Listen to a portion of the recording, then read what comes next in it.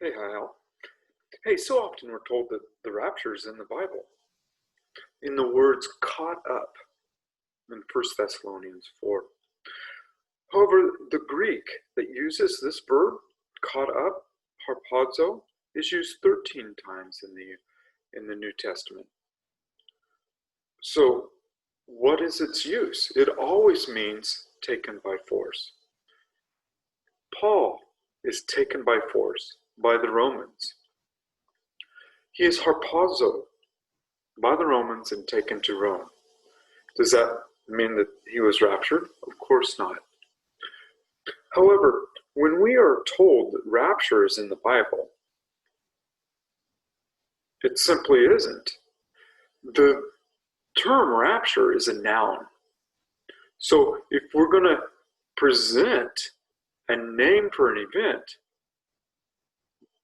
we have to use the word rapture, or we can actually use the terminology that Paul uses. The Word of God calls the event the resurrection of the dead, and Paul recognizes this event in 1 Corinthians 15. He calls it the resurrection of the dead as well in verse 44, and he goes on to tell us that those who are resurrected from the dead, that they are changed in a moment, in a twinkling of an eye. And that's the mystery that he reveals, is how the dead are changed, not a new event.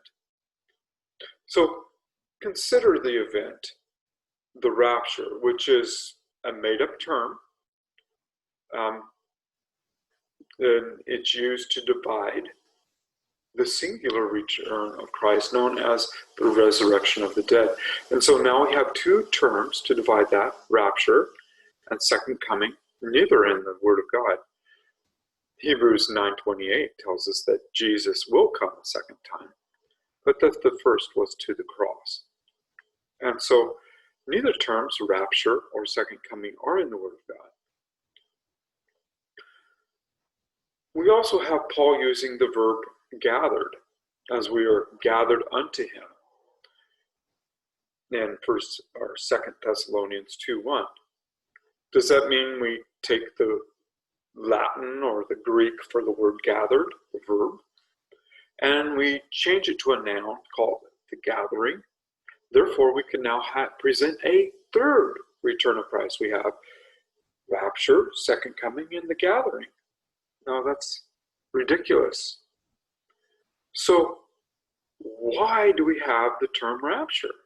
Well, it's for the same reason somebody's looking to have their ears tickled, to be told, oh, well, we don't have to go through tribulation or persecution. Jesus promises tribulation.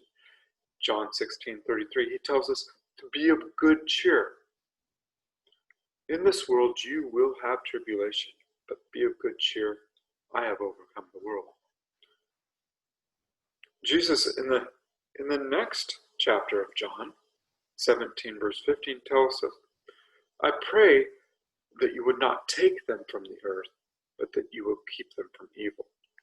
Jesus is the same yesterday, today, and forever. He's not going to rapture us out of here just because of a little tribulation coming our direction. Oh, well, it's a great tribulation, not a little. You know, just because the word great is used before tribulation does not mean that we are not appointed to tribulation. Jesus promises tribulation. Oh, well, that's wrath. Who told you that? Hope this is helpful. Take care.